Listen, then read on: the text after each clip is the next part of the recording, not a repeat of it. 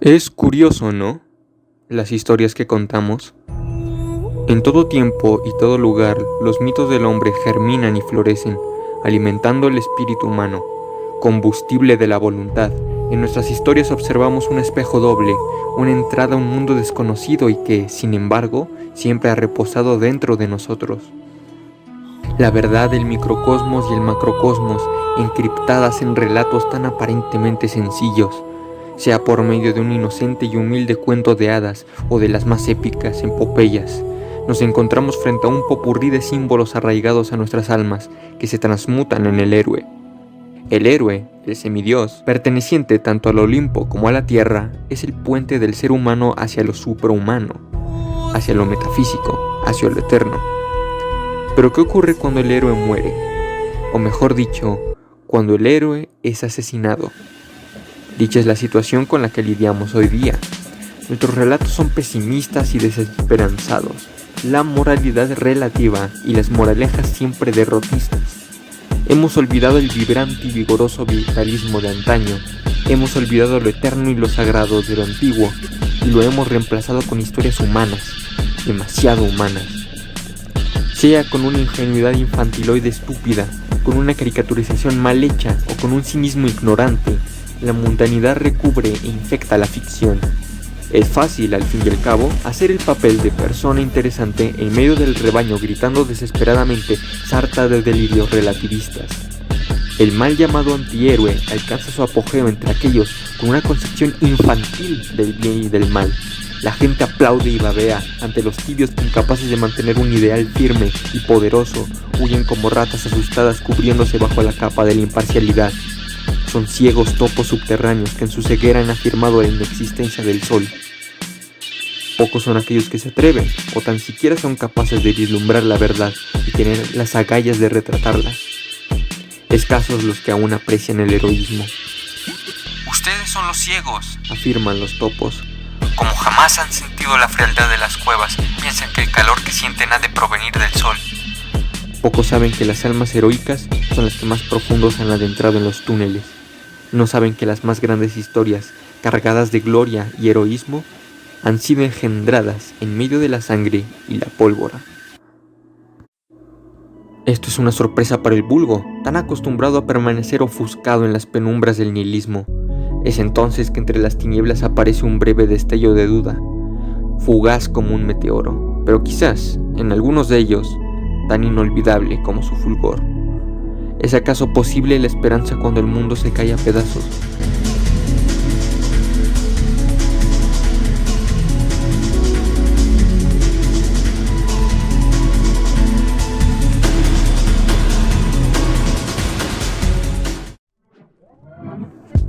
The Dark Crystal es una franquicia curiosa, nacida de la imaginación de Jim Henson, creador de los Muppets y Plaza Sésamo.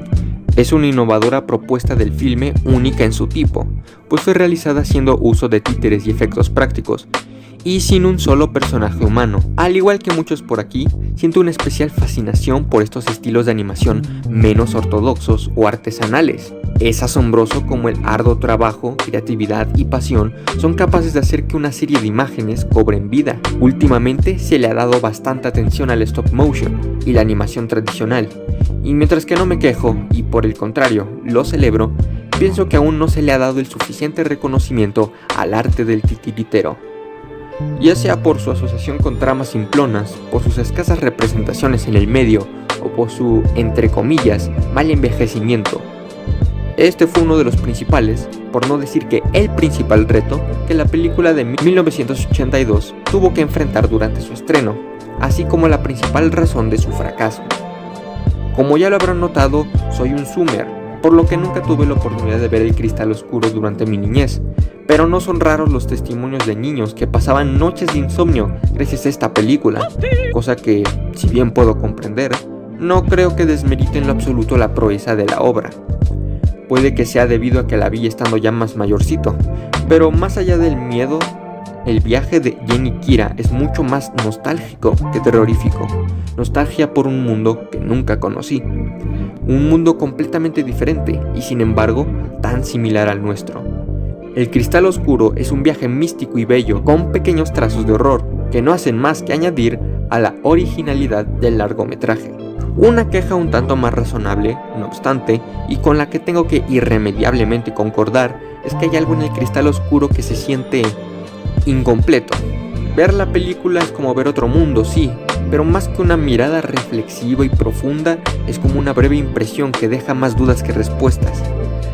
Afortunadamente, el año 2019 salió The Dark Crystal: Age of Resistance, una serie precuela de la película que explica mucho del lore del mundo en el mismo estilo que el material original, añadiendo algunos toques modernos. No me expandiré mucho más en los detalles técnicos y narrativos, porque al fin y al cabo no es el enfoque del presente ensayo, aunque pido encarecidamente que todo aquel que no lo haya visto, lo haga. Antes de empezar, advierto que estaré tocando spoilers tanto de la película del 82 como de la serie de 2019, así como del lore en general del mundo. En adición, para propósitos prácticos del video, estaré llamando al filme como El Cristal Oscuro y a su precuela como La Era de la Resistencia. Sin más que agregar, comencemos nuestra aventura.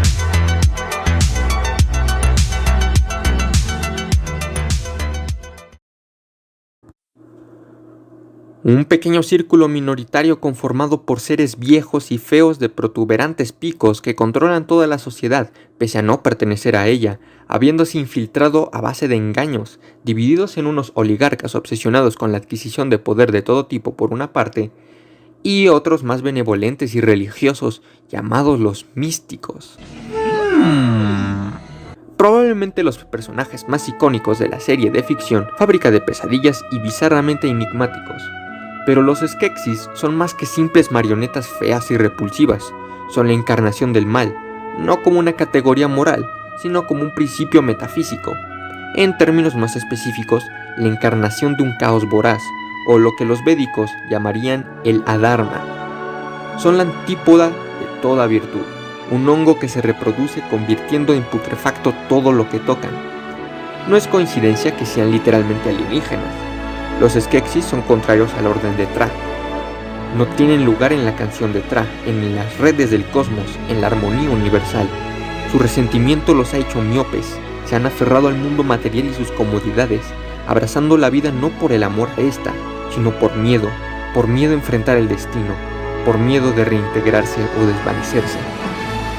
Bueno, en pocas palabras, los Skeksis son los malos malosos. Era de la Resistencia hace un buen trabajo en otorgarles más dimensiones. Sin embargo, esto no quiere decir que súbitamente los pejelagartos galácticos adictos al adenocromo sean súbitamente antihéroes incomprendidos, como diría mi amigo eldesmotivaciones.com, sino más bien una forma de demostrar que en este mundo manifestado siempre habrá mezclas, algo de luz en la oscuridad y algo de oscuridad en la luz.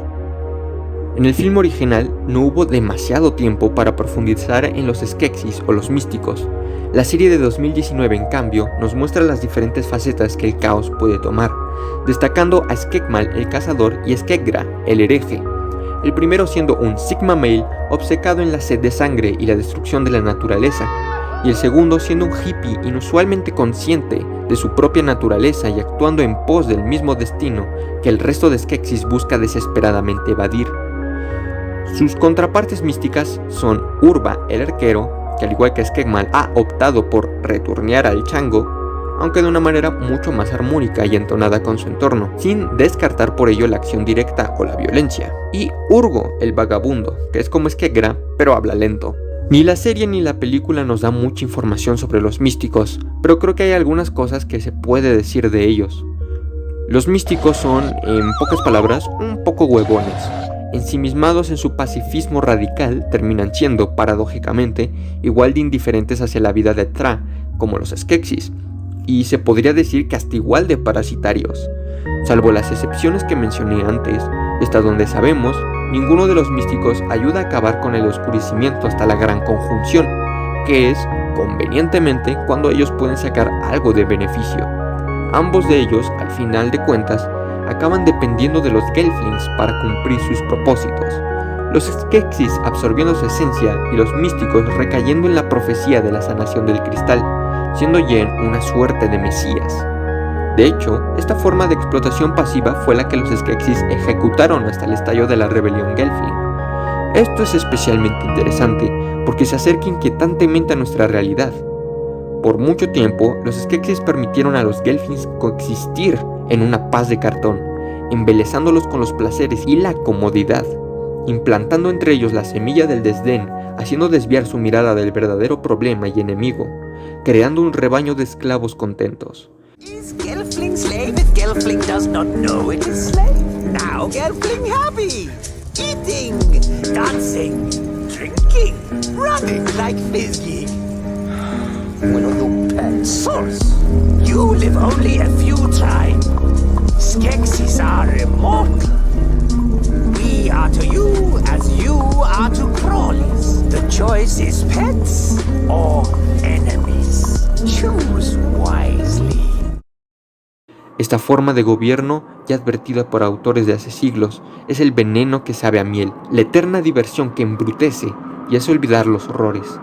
No es coincidencia, por tanto, que mientras que el sistema del mundo feliz pudo ser sostenido durante cientos de trígonos, la resistencia surgió tan pronto como se cambió el enfoque autoritario. Algunos podrían considerar esto como un mensaje pesimista. Varios autores modernos se rendirían y acabarían por dar punto final con una nota amarga, pero pese a las apariencias, The Dark Crystal nos da un mensaje de esperanza. Aunque agarrado con pinzas, no es la esperanza infantil que nos hace creer ingenuamente que todo saldrá bien. Es una esperanza de acción y confianza en las tornas de la historia. No se puede colocar toda nuestra fe en aquellos que, si bien se han desprendido, son del mismo tipo que el enemigo, incluso si en teoría están de tu lado. No quiero decir por ello que nunca ayudarán, solo que nunca hay que esperarlo. El destino de la gente, el triunfo de la armonía y el restablecimiento del orden pertenecen a nosotros.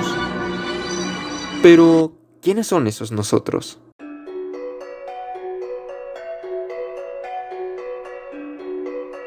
La sociedad Gelfling es un perfecto ejemplo de la violencia pragmática. No buscan la sangre por el placer de sangre, pero están lejos de ser los hippies pacifistas que se podría intuir. Hablar de los Gelflings es hablar de Thra, de su canción, de su orden. The Dark Crystal basa toda su cosmovisión y moraleja en una idea simple a la vez que extremadamente compleja. Todo es uno, y el uno es todo.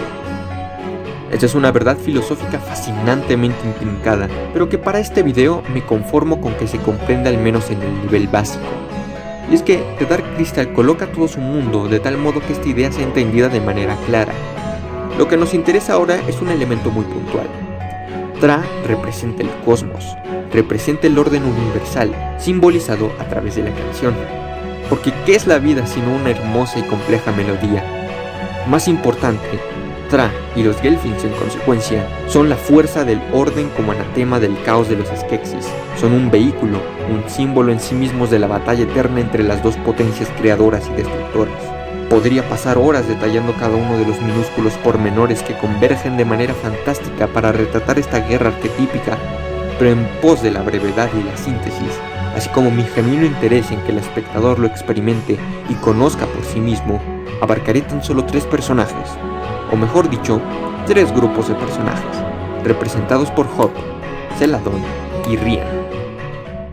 Probablemente te estés preguntando ahora mismo, ¿por qué escoger estos 3 personajes? ¿No sería acaso más lógico escoger a los 3 protagonistas? Quiero decir, uno ni siquiera es un Gelfling, maldita sea. Lo cierto es que yo pensé lo mismo.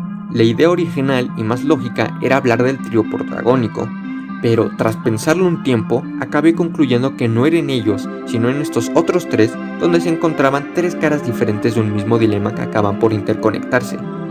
No me malentiendan, Dit y Brea son personajes muy buenos, y lamento no tener el tiempo suficiente para hablar en profundidad de ellas, pero no son demasiado diferentes del papel de Rian. Espero que conforme avancemos se entienda mejor.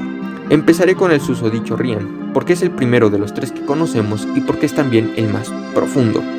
En un principio, este parece nuestro típico personaje de serie para niños, el tan quemado, inmaduro e impulsivo que la trama prácticamente obliga a querer y perdonar por más que se la pase haciendo pendejadas. Los primeros minutos no hacen un buen trabajo en hacer querer empatizar con él, haciendo cosas de mi rey y manipulando a sus amigos, por ejemplo. Pero no mucho tiempo después hay un momento que cambia toda la perspectiva y que nos dice de forma clara y directa que esta no será la típica historia para niños. Mira, la pareja de Ryan es absorbida por los Skeksis, no solo matándola, sino que incapacitando cualquier posibilidad de unión con Thra, constituyendo la blasfemia última de los Skeksis para con la armonía universal. Esta escena es significativa, pues es el punto de quiebre, tanto para el espectador como para Ryan.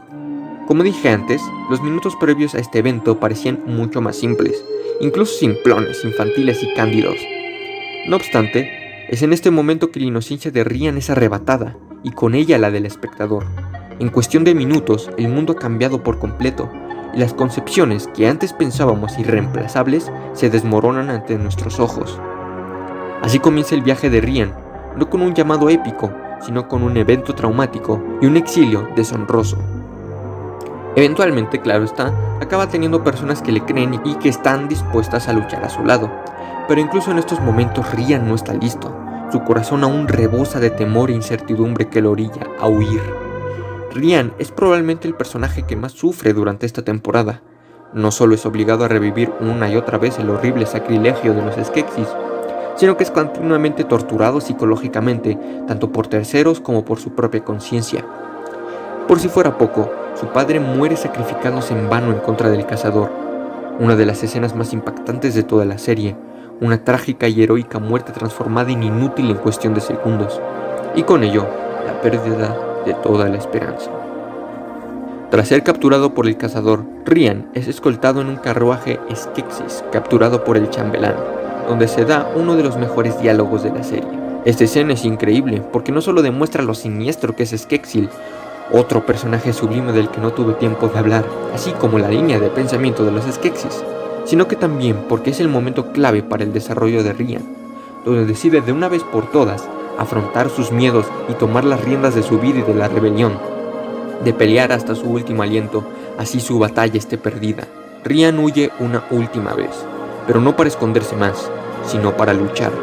El viaje de Ryan es arquetípico, es el viaje del héroe tan escuchado en los mitos, con ligeros cambios a la fórmula contemporánea, no por ello siendo una desconstrucción, sino más bien un acercamiento al mito original. Ryan no es el más fuerte, ni el más inteligente, ni el más capaz. La vida le ha puesto prueba tras prueba, y sin embargo no ha cedido ante el derrotismo y en cambio ha decidido tomar su destino y forjarlo. La obra no pretende que todo sea color de rosas y que todo se arreglará con el poder de la amistad, y está bastante consciente de lo jodido de este mundo, pero mantiene siempre su optimismo, tanto en Ryan como en Brea como en Dit. Este no es un mensaje único de la era de la resistencia, y de hecho ha sido representado excelsamente en los últimos años en la escena del anime manga, pero es sin duda una anomalía en la ficción occidental. Hop cae cerca de esta línea, aunque con algunas diferencias que lo hacen inclusive más cercano a nosotros. Primero que nada, Hop es un podling, una raza mucho más primitiva y subdesarrollada en apariencia, siendo prácticamente carne de cañón descerebrada en el filme original, y también aquí. Pensar que una de estas papas parlantes tendría capacidad alguna de participar activamente en la historia, en una historia de guerra cósmica encima, resulta muy difícil, y sin embargo, ahí está Hop. La primera vez que lo conocemos, nos es presentado como un aspirante a paladín. Basta decir que uno de los puestos más prestigiosos de la sociedad Gelfling. Y poco tiempo pasa para que nos percatemos que este tipo tiene agallas. Hop pertenece al prototipo de personajes conocido como Comic Relief o alivio cómico para los compas. Estos personajes existen, como su nombre lo indica, para liberar tensión en las tramas que de otra forma serían demasiado serias por medio de la comedia. Como se puede entender, este es un concepto muy ambivalente. Hazlo demasiado y serás fastidioso. Hazlo mal y serás anticlimático. Alguna excepción habrá, pero normalmente hay dos vías para hacer un buen alivio cómico. Hacerlo un personaje de reparto, es decir, sin mucha participación en la narrativa, o mi favorito personal, que es hacerlo más complejo y multidimensional, paradójicamente graduándolo de su estado de comic relief. Era de la Resistencia opta por la segunda opción, y lo hace de manera perfecta. Hop, además de ser el chistosón del grupo, es la encarnación del héroe sin nombre. Este es un arquetipo popularizado en los últimos años, y sobre todo apreciado por los Smegma Males. Un hombre ordinario, insignificante en el gran esquema de las cosas, y que sin embargo logra trascenderse a sí mismo a través de una causa mayor. Esta es la forma en que un simple podling logra superarse. A lo largo de los capítulos, Job demuestra su valía en multitud de situaciones, muchas en las cuales otros personajes habrían retrocedido, lo que lo hace ganarse el respeto tanto de Skekmal como de Urba. Sí, la mayoría de ocasiones termina siendo papeado, pero la intención está ahí. Job no es ningún elegido de una profecía o el heraldo de una revolución, pero de manera simbólica es tan importante como ellos, por medio de sus acciones, lo que lo hace un auténtico paladín. Básicamente la arpeó tanto que se la terminó creyendo. La serie tampoco es demasiado ingenua en este aspecto, por cierto. Y si bien Job es fundamental para la trama y forma parte activa de esta, sabe dosificar su participación en la medida que le corresponde, dejándolo dentro de los límites de lo posible. La elección de Job es parecida a la de Rian, la lucha incluso de la batalla perdida, pero mucho más potente, porque un héroe puede venir de cualquier lado, empuñando una simple cuchara. Ok, ha llegado la hora de hablar de Celadon. Sobre ella me gustaría hablar de una manera más simbólica y en tanto lo que ella representa, porque siendo sincero, no es un personaje que me parezca especialmente bien escrito, además que el video ya está quedando bastante largo. Su conflicto es interesante y la idea de un Gelfling que permanece leal a los Skeksis, pese a todo, es interesante, pero creo que pudo haber sido manejada de una mejor forma. Pero divago, la idea principal de Celadon, y por la cual la he escogido como parte de mi trifecta, es el deseo de conservar el status quo. Es el deseo de comodidad inherente a la programación del ser humano. Por más jodidas que estén las cosas, se tiene el miedo de actuar, de abandonar el confort. Lo podemos ver claramente en muchos personajes, mayoritariamente personajes de fondo. Existe una extraña resiliencia y servidumbre para con el sistema, lo conocido, incluso en aquellos que saben que está mal. Celadon busca una respuesta a la inminente guerra en una solución política y diplomática. Su tibieza y cobardía la hacen aferrarse a un sistema podrido, pero no hay solución política. Los enemigos jamás escucharán, y cuando vayas ante ellos con su misión plañidera y ruegues por un cambio, solo recibirás risas de ambos bandos. ¿Cuál es la solución entonces?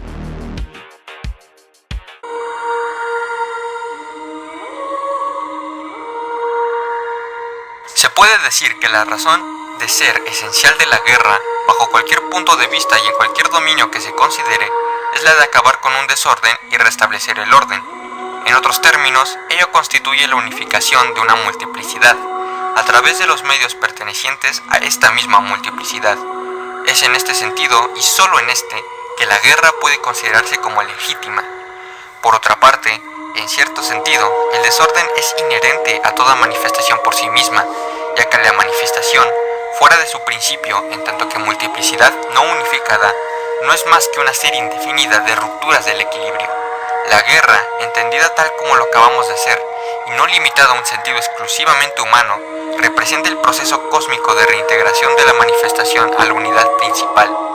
Por esto, desde el punto de vista de la manifestación misma, esta reintegración aparece como una destrucción, tal como se ve muy claramente por algunos aspectos del simbolismo de Shiva en la doctrina hindú.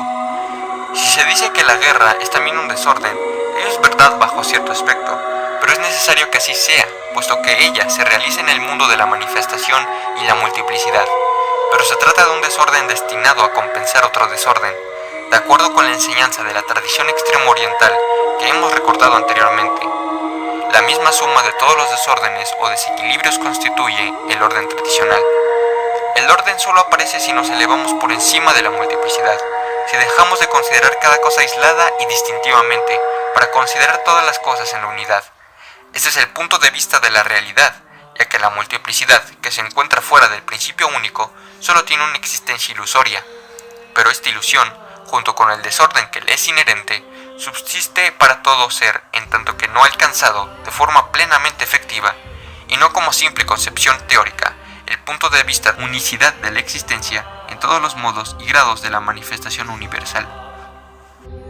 The Dark Crystal no es un mundo bonito, no tiene miedo de mostrar los horrores y desgracias que nos acechan a todas horas, de hecho, lo hace con bastante frecuencia. Y sin embargo, en medio de toda esa oscuridad, hay un rayo de luz. Muchas cosas horribles ocurren a lo largo de la saga, pero simplemente sigue adelante. No es una moraleja estupidizante e ingenua, pero un llamado al optimismo trágico, la esperanza incluso cuando se sabe todo perdido. puede que no logremos nuestro objetivo, o que aquellos que nos controlan triunfen momentáneamente. ¿Pero acaso importa? Debemos mantener la esperanza, conservar la lucha absurda y esperar por la conjunción. Porque no importa que pasen siglos o milenios, que las montañas se derrumben y los ríos se sequen, inevitablemente todo regresa al uno. Final, comienzo, es lo mismo. El cierre de un ciclo es el comienzo de otro, y el final de un mundo es el final de una ilusión.